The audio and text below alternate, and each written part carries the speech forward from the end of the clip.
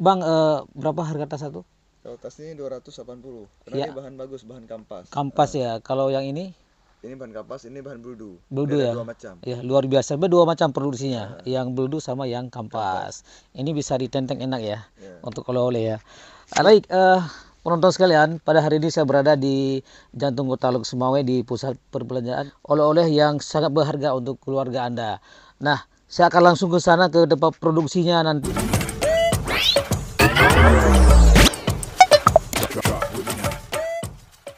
Assalamualaikum warahmatullahi wabarakatuh. Saya hari ini berkesempatan berkunjung ke tempat souvenir Aceh yang terkenal, yaitu Tahira di seputaran Ulemadan, Kecamatan Muara Batu, Kabupaten Aceh Utara, dan juga sempat melihat suasana proses yang sangat diminati oleh masyarakat di Indonesia. Bang Sanusi, saya ingin tahu proses awal, sejarah awal itu berapa Anda sehingga membuat tas seperti yang menakjubkan ini. Kalau pada dasarnya memang tidak nyambung, tapi akhirnya tersambung sendiri. Iya. Karena saya pun sekolah SLTA dari STM Negeri Birun, jurusan bangunan. Bangunan sipil, gak ada urusannya sama sama kerjaan tangan. Iya, terakhir itu sekolah atau keluar sekolah dari tahun 86-87. Jadi pada tahun habis selesai sekolah saya berangkat ke Bandung, tujuannya untuk melanjutkan studinya di ITB Bandung. ITB Bandung. Tapi karena gejolak masalah ekonomi orang tua, maka tidak bisa melanjutkan. Tidak selesai. Akhirnya karena saya ke Bandung itu tinggal di tempat keluarga daripada nenek saya. Jadi pada hari ke hari sering saya berjalan dengan istrinya Pak Cik saya. Iya ya. Karena dari hari ke hari, bulan ke bulan saya lihat itu hasil kerajinan pembuat tas sepatu yang ada di Cibaluyut Bandung. Di Bandung. Ya. Jadi cara bekerjanya itu memang unik. Luar biasa. Luar biasa karena bukan dengan alat yang canggih, sangat Iya, manual. Manual bekerjanya. saya waktu itu ya. Iya, Sekarang baru ada komputerisasi ya, komputer. Jadi saya kepikiran di sana kalau ilmunya di sini yang begini saya bawa pulang ke kampung halaman saya di Ulemadan. Aceh.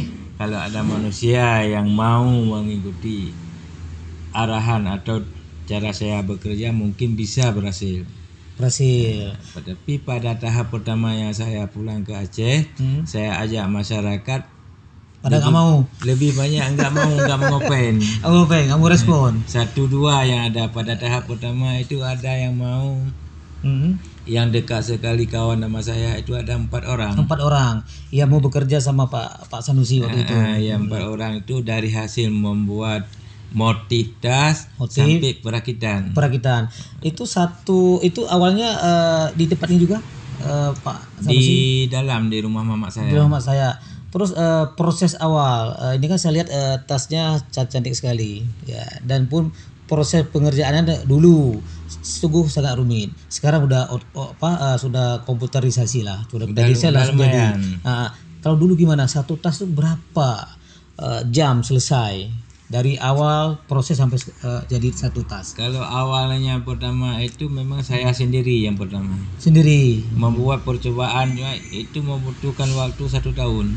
1 tahun risetnya sehingga jadi satu tas. Satu tas. Lama sekali. Enggak begini, yang pertama itu saya buat percobaan itu 1 kali buat gagal. Yang kedua gagal.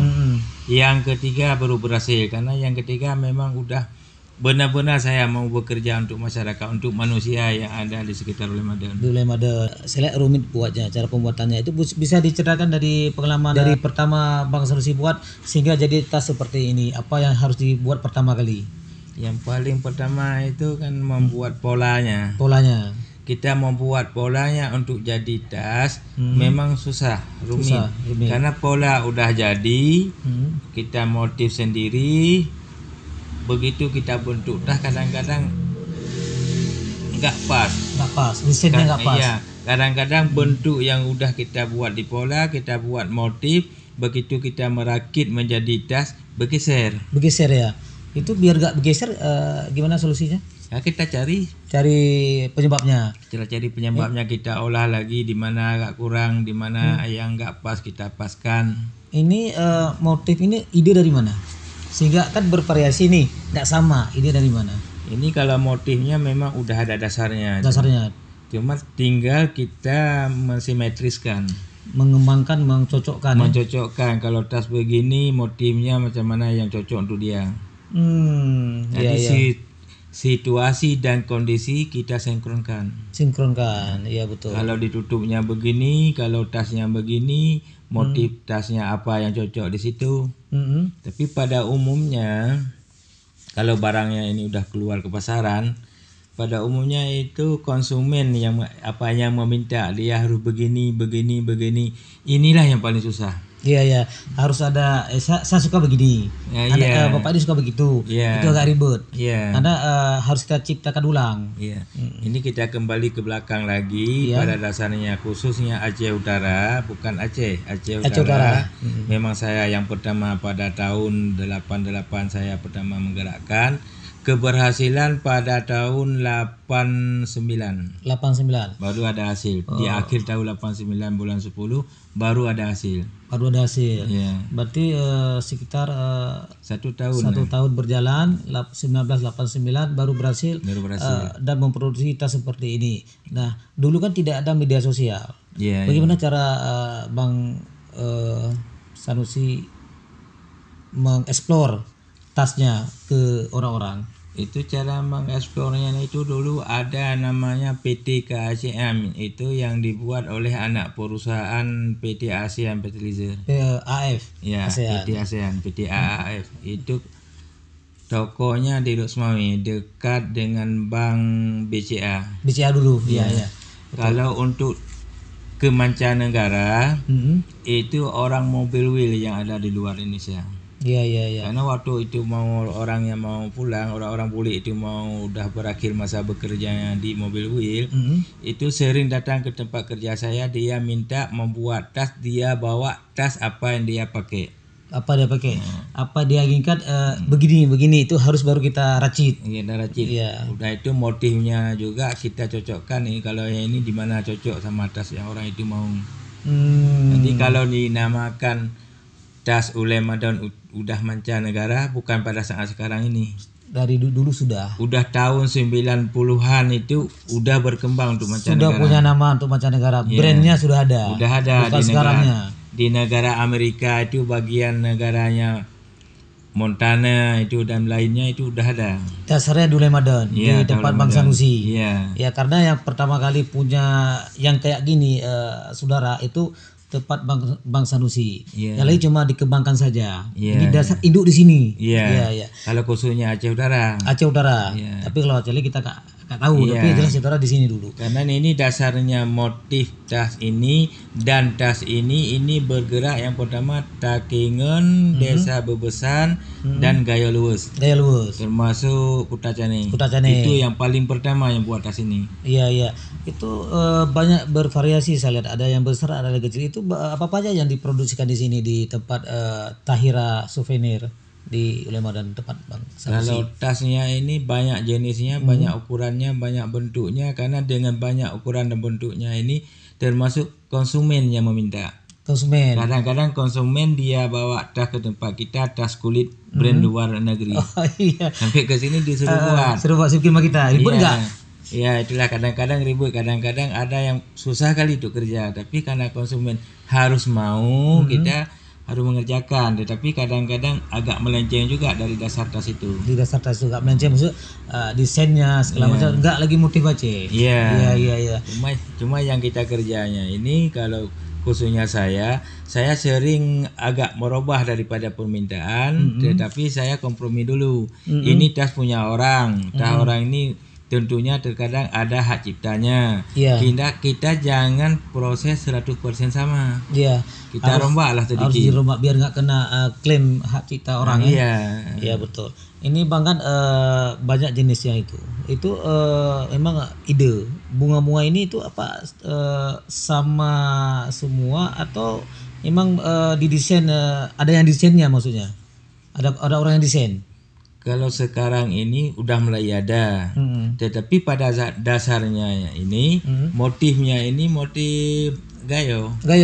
gayo lurus kutacane. Iya. Cuma tinggal kita meletakkannya di mana yang cocok. Benar cocok, betul. Kalau tas yang begini, ini apa yang lebih cocok motifnya? Macam mana yang lebih cocok motifnya?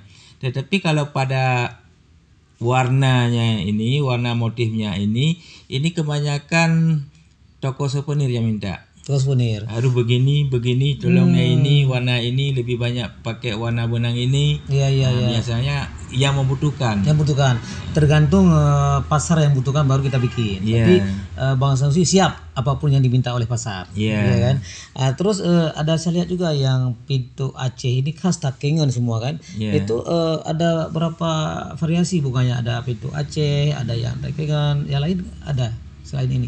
Ini kalau saya bilang khususnya yang pintunya Acehnya aja itu banyak variasinya, banyak modelnya pintu Aceh. Tapi kalau pintu Aceh yang asli ada di Pendopo Gubernur Banda Aceh di pintu pagarnya. Di pintu pagarnya. Itu asli itu. Asli. Tapi kalau sama atasnya tidak seperti itu. Tidak. Nggak sama. Cuma agak sedikit serupa tidak sama. Iya. Jauh bedanya. Jauh beda betul Pak Sanusi. Ini dipasarkan kemana saja Bang? Ini kalau saya masih dalam daerah Aceh Tengah, Banda Aceh, Lok Sumawai, daerah-daerah Aceh lah. Ada permintaan dari luar? Permintaan dari luar selama COVID sudah nggak ada lagi. Sebelum COVID untuk luar ada kalau sama saya. Tapi kalau sekarang udah agak modern sedikit, jadi orang luar itu udah ditengani daerah khusus-khususnya. Jadi ada produk di Aceh yang saya tahu udah dikembangkan di situ, udah dicari pengrajin, ditempatkan di daerah itu, diprodukkan di daerah itu. Dilatih di situ. Tapi kalau sebelum COVID ada beberapa sentra yang bekerja khusus untuk permintaan luar Indonesia ada. Itu proses pengirimannya beribut nggak kalau ke luar negeri? Kalau proses pengiriman ke luar negeri itu ditangani oleh ianya sendiri. Dia sendiri. Bukan kita produk yang mengerjakan untuk pengiriman. Karena pengirimannya ini ada kantornya di Medan. Di Medan kita langsung kirim ke Medan, orang itu yang kumpul di Aceh karena ada pekerjanya. Betul. Ini Bang Sanusi ini kan punya Bang Sanusi nih. Iya kan? Ini Abang buat di mana nih? Di toko Abang nih. Jadi di tempat lain atau di sini atau di mana? Kalau proses pekerjaan, kalau pada saat sekarang ini saya rasa semua itu unit usaha yang serupa dengan saya yang ada Ule Madan dan Menasa Arun. Kalau dikatakan udah kayak di Bandung atau Cibaduyut, itu tempat pembuatan sepatu. Kalau tas ada di Tanggulangin, tas kerajinan yang ada di Jawa Timur. Kalau tas roda, troli itu ada di daerah rel kereta api di Kota Bandung juga. Kalau kita di Ule Madan ini khususnya saya rasa yang perajin usaha serupa dengan saya juga. Tetapi kalau khususnya saya untuk dasarnya di tempat usaha. Di sini.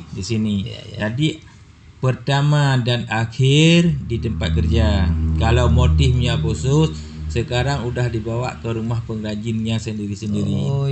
Kalau dulu pertama waktu tahun 94 saya membentuk atau membangun satu tempat usaha, tempat kerajinan bangunannya itu di situ semua kita bekerja. Iya.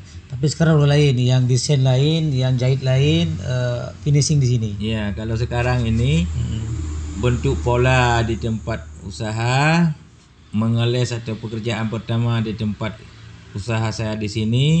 Kalau untuk motif baru diambil atau kita antar kepada pengrajin. Sudah siap dibawa pulang atau ada juga yang kita ambil baru perakitan di tempat kerja juga.